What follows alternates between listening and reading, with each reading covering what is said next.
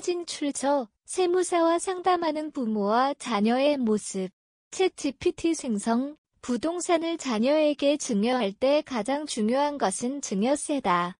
증여세는 법적으로 수증자, 증여를 받는 사람가 납부해야 하지만 현실적으로 부모가 대신 납부하는 경우가 많다. 그러나 김주동 세무사는 부모가 증여세를 대신 납부할 경우 세법상 이를 추가 증여로 간주해 더 큰 세금 부담이 발생할 가능성이 있다고 강조한다.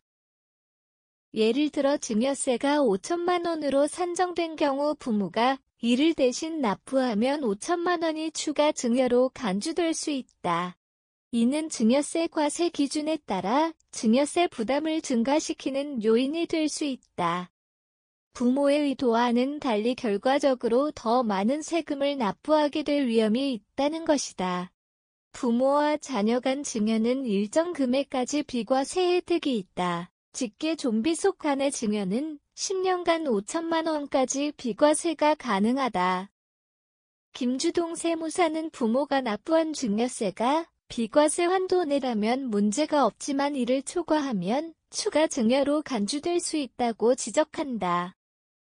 이미 자녀에게 다른 재산을 증여해 비과세 환도를 소진한 경우 증여세를 대신 납부하는 행위는 과세당국의 조사 대상이 될 수 있다. 국세청은 부모가 자녀의 세금을 대신 납부한 내역에 대해 자금 출처와 함께 증여에 도로 간주할 가능성이 크다.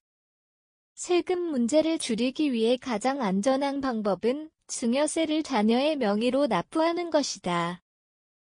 부모가 자금을 지원하더라도 자녀가 직접 납부하면 추가 증여로 간주될 가능성을 줄일 수 있다. 김주동 세무사는 부모가 자녀에게 자금을 제공할 경우 자금 출처를 명확히 하고 이를 자녀가 본인의 계좌를 통해 직접 납부하는 방식으로 처리하는 것이 가장 안전하다고 조언한다.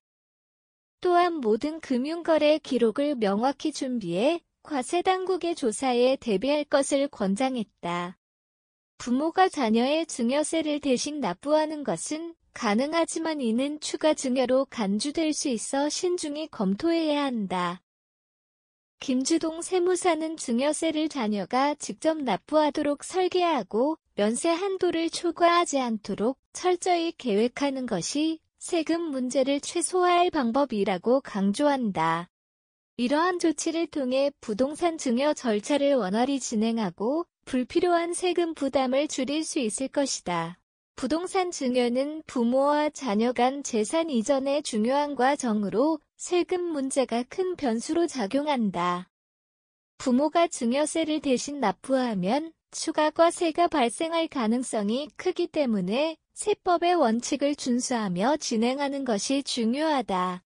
김주동 세무사의 조언처럼 전문가의 도움을 받아 법적 리스크를 줄이고 세금을 최적화하는 전략을 세우는 것이 현명한 선택이다.